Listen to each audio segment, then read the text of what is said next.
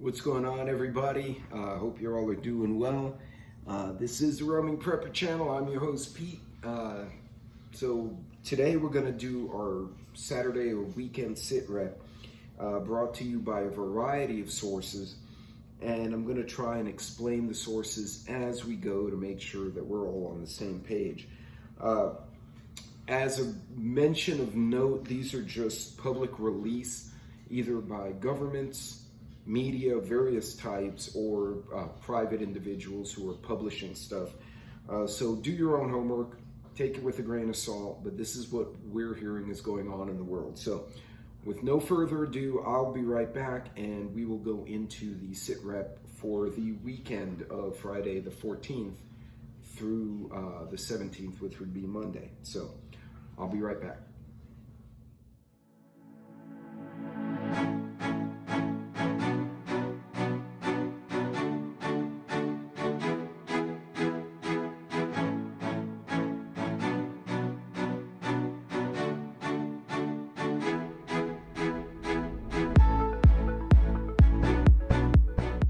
Welcome back, everybody, and thank you for joining me once again on a Saturday SitRep. I'll try to keep this one brief because I know everybody wants to go about their business. So I'm going to start with East Asia Pacific because those particular headlines are very interesting. So ABC News reports China accuses the U.S. of militarizing space following protests over Navy planes' Taiwan Strait transit.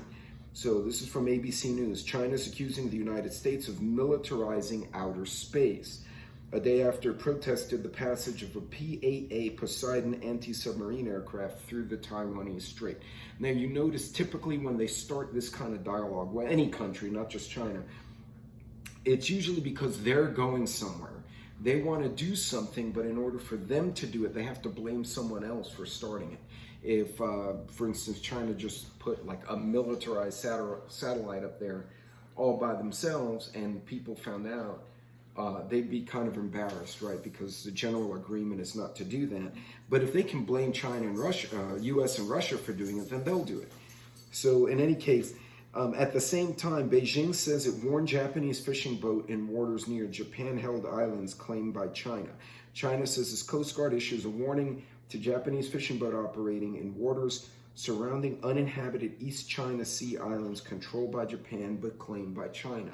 Now, this has been an ongoing situation. The Paracel and Spratly Islands are a slew of islands between China and Japan and Philippines and Vietnam and the Koreas, but a lot of these islands are actually nowhere near China. They're not even in the internationally acknowledged maritime waters of China, but they're claiming it, and then they're making bases on these things. And in reality, what they've done is create a buffer zone for the U.S. Navy and British Navy. Instead of building a bunch of aircraft carriers, it's a lot cheaper to build islands on some reef that's already there. So they've probably committed an absolute ecological disaster and destroyed all sorts of coral reefs and shit. Not that they care. To create basically pseudo airfields with anti-aircraft rockets and probably surface-to-surface missiles. They probably have missiles there meant to hit the Philippines, especially the American bases there, the American and Japanese bases in Japan, Okinawa, and probably as far as Guam. So it's interesting that they're making these advances and they're trying to chase everyone else out. Now, there are two other things a lot of us don't consider. One, there's massive oil and gas reserves in the South China Sea that have yet to be exploited and explored, for that matter, and China would love to claim them for themselves. Two is the fisheries, right? These massive fisheries, lots of seafood. China has a huge population, and I can promise you food and water is an ongoing problem for that country. So interesting that they're making accusations about satellites and they're making accusations about fishing rights. Typically, when countries do things like that, that's what they're going to push for. And that's going to be a big issue going forward is food supply, which we've all talked about. Anyway, moving on. Big highlights in Europe. And oh, by the way, the China-Japan issue was from the Associated Press. So I just wanted to give you that reference. Now, Europe, interesting. Germany, Support for the hard right AfD is surging in Germany. It cashed in on anxiety over an influx of refugees, particularly from Syria, surging to 13% of the national vote in 2017 and sending 94 MPs, members of parliament, to the 709-seat Bundestag, now 736 strong. But this share fell back 10%. Essentially, they're seeing a rise of nationalism in Germany. Part of the reason is because of the conflicts. They blame conflicts, climate change, instability, whatever it is that's happened in other parts of the world. People are now moving to Europe. And because they have so many coming in and they're not managing this immigration very well anywhere in the West, you have a lot of, I hate to use the word like barrios or ghettos, but I refer to it in terms of the way the Nazis used to say it. They're putting all these people of one ethnic group in one place, but they're not getting a chance to spread out and to integrate and meet other members of the society. And there's a lot of unemployment with these immigrants, so they're frustrated as well. And so they lash out in the riots, for example, what you saw in Paris. And that's much more complicated. My explanation was very simplistic. But in doing so, it creates a rise of nationalism in the people who are already there, where they're like, well, wait a minute, these guys are coming here and they're tearing up our country, or they're doing whatever offense is they're claiming, and it's a problem. So, and also then you're not even talking about if they're allowing operatives into the country with this influx of immigrants. Unlike a lot of the immigrants we get from South America, who tend to also be Christian-based, even though not all of them are great people, Christian, Western kind of immigration, what they're dealing with in Europe is from a lot of other places. And the cultures are very incompatible to a point. So it's a very complicated situation they're trying to navigate. And what you're seeing is a rise of nationalism. In France, we saw it. In Germany, and in a few other places, Hungary, Poland. Speaking of Poland, this is from U.S. News and World Report. Poland will respond in kind if Russia closes the consulate. So the war in Ukraine has brought relations between Warsaw and Moscow to new lows. Poland accuses Russia of trying to destabilize the country with disinformation campaigns and espionage, while Moscow has hit out at what it sees as Warsaw's hostile rhetoric. Now, this is interesting because that's the first NATO member to openly say they're not only doing the disinformation, because we've even said that during the election, but they're committing acts of espionage. So you remember the last 2 years, we've seen trains derail, bridges collapse. We've seen all sorts of bizarre things happening one after the other that have contaminated water. They've affected poultry, livestock, food, power, pipelines, you name it. And here we have Poland saying the quiet part out loud, and they're saying, you're committing espionage. So I'm super curious what the espionage is, and they don't go into too much of it in this article.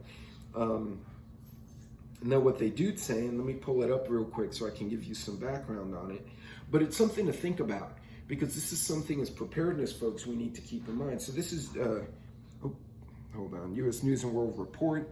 Oh, sorry, the camera's on the other side. Russia to close Polish consulate that looks after memorials. And it said the war in Ukraine has brought tense relations between Warsaw and Moscow to new lows.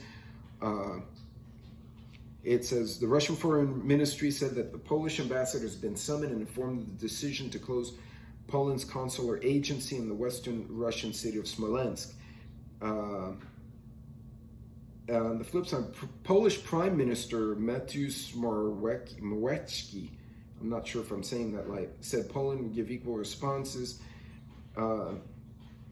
Poland's charged their affairs to summoned Poland's charged their affair to protest against what it called the seizure of its embassy school building in Warsaw.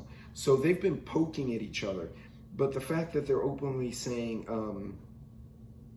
"Hey, you guys are doing things that we don't like, and you may be committing espionage." That's kind of a bold thing to say in the international reference. Now, on the topic of Russia, BBC reports the Wagner forces no longer significant in Ukraine. So we don't know what's going on with Wagner, right? They had a revolt, but it wasn't a revolt. The general supposedly went to Belarus. Now they're saying he met Putin. Then he said, no, he really didn't meet Putin. That was a lie. He's actually dead. And nobody really knows what happens to this guy. But the dude had a 30,000 man army, which is not insignificant, and a very well-trained, well-experienced combat force. It's usually bad practice, and this is from BBC, it's usually bad practice to break up a combat team that's been together for a while, because that means they have competency in what they do. So it becomes a question of, is this fictitious? Is this a misdirection on the part of the Russians to throw off Ukraine? Where is Wagner? Did they break up those soldiers into the Russian army? Did they promote them as sergeants in the Russian army? Did they move Wagner to Belarus and they're sitting there waiting to pounce?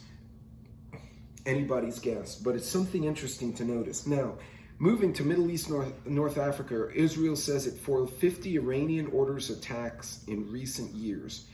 This is from Reuters News. And then Iraq's water crisis drying up fishing farming in Basra.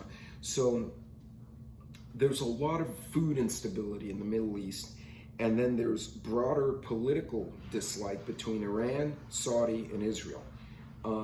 Israel and Saudi have a treaty and an understanding between them. I'm sure they don't trust each other like buddies, but there's a mutual understanding that Iran's a problem. Iran will nuke Saudi and Israel if they can do it. And so this is yet another hotspot in the Middle East, and we've had more than our fair time in the Middle East where this could escalate very quickly. But right now, it seems like just a lot of accusations, a lot of conflict. Now, South and Central Asia and Pakistan, the International Monetary Fund loan helps Pakistan unlock another $5.6 billion in funding. And here you see countries again going in debt. And what blows my mind is they're all going in debt. Well, where's the money going? Like, if I'm in debt to you, I owe you money. Now, if I'm in debt to you and you're in debt and someone else, well, who the hell has the money? It has to go somewhere. A lot of these emerging countries are getting into a lot of debt from the IMF, WEF, China, the US, Britain, Germany, whoever the hell they're borrowing money from. And it's only a matter of time before some of these countries default on their loans, which some of them have, or they start lashing out because their water no longer belongs to them, it belongs to someone else. So something to think about there. Argentines tighten wallets to fight spiraling inflation, going to the debt issue. Argentines are tightening their wallets, this is from Reuters also, their wallets to make ends meet as the South American country battles inflation, which is now about to surpass 140% year on year. Now, if you remember last year, I had Preppers Canal Argentina, which is Leandro, come on the show, and he said his two biggest fears were communism and inflation. And he at the time said by the beginning of 2023, we will have 100% inflation year on year in Argentina. He was absolutely right. He was off by 1 month. He said it would be January, it was February or March when it happened. But it was there. I mean, for all intents and purposes, it was there. But now they're looking at 140 year on year. So not only did it increase, it's accelerating and it's speeding up. They're still seeing that inflation. Now, just to give you an example, if your gas is $3 and you have 140% inflation, you're now looking at $6 to $7 gasoline. If your Coca-Cola costs you $1, now it's $2.40. It doesn't sound like a lot, but when you start adding 140% to everything you buy, it becomes very difficult to make a living. Folks, when you're looking at this kind of stuff, and this isn't for fear-mongering, this is to understand how the overall world is functioning right now. It's very dysfunctional. You're seeing a lot of population moves because of inflation, because of lack of food, because of lack of water. The countries that are still relatively stable, Europe, China, the US, are also now suffering from the inflation, the shortages, the cost of goods. These are the kind of thing we need to hedge, to try to get ahead of, try to make sure you have what you need. Now I'm hearing independent reports that medicines of various types are in short supply. Actually, my wife needed a script, nothing major, just something the doctor prescribed, and it was a 3-week wait. And she had to go with an alternative because it just was no longer an option. So start to plan for that, because it's not going to get better as we get into the end of the year. What's more concerning to me is we're going to get into an election cycle. Again, it's already started, and that always brings out the stupid of people. More so in the last 6-7 years than it has in the past. And it just seems to be getting worse. I'd swear 2020 looked like the purge. I mean, it did to me anyway. And I'm not blaming any side. It just looked like the purge. Who the hell would have thought we'd have communist Nazis and various other ethnic and religious groups all fighting in the street and burning police stations? We haven't seen stuff like that since the 60s. Before that, it was in the 30s when they had the communist scares. Always an ongoing issue, guys. So for this weekend, once again, assess what you need, determine how you can budget it in, and stay on that budget, okay? Right now is not the time to increase your debt. Now is not the time to make purchases frivolously, big ones anyway. Try to plan it out. If it's something big, a jackery, a generator, something like that, if you can do a no-interest credit card if you pay it off within 6 months, right? That's something you can budget. A $600 generator paid for $100 at a time, as long as you're on time, you pay no interest. That gives you the generator and it spreads out the cost. It's a little easier to manage stuff like that. Buying bulk food. You buy bulk food and you store it, and then as you open it, you can, you save some money that way. You eat tomorrow on today's price, and you eat today on last year's pricing, if you do it right. So folks, I'm going to leave you with that one. Really interesting situation in the Pacific. I think China right now is trying to see what Russia gets away with, so they know their game plan for Taiwan, but I'm just speculating. But folks, keep an eye on those supply chains. Keep an eye on your personal inventories, especially the hard-to-get items. And now's a great time to start exploring alternative products. You can't find milk. Have you tried oat milk? It's not awesome, but it works. Maybe dehydrated milk, maybe powdered milk. Get to know your products and your alternates. Do it now, because what happens when the milk runs out, everyone freaks out and they're going to go for the powdered or the dehydrated. But if you already know that's a possibility, you've already got it stored. You're not in the crowd with the freak out, right? All we can do, folks. But anyway, that's it for this week. I hope you guys have a great one. Keep in mind, if you are south of basically the Las Vegas line going across almost to Memphis, everything south of that is going to be in the triple digits this weekend, and everything north of that might also be in the triple digits. And then you have these bizarre storms flooding Vermont and other places. Watch your local weather, because a tornado, a flash flood, it's not like a hurricane where it sits out there and we kind of watch it for days on the news. That crap can happen like that. You may have to leave your car, you may have to leave your house. Plan for that. Know your area, know your geology and your geography, which are distinct. I'll go into that in another video. And understand what routes you need to take. And if you're making road trips, plan the road trip. Do your homework. I can't emphasize that enough. That's it, guys. God bless, Godspeed. I will see you on the next video. You guys be safe. Take care.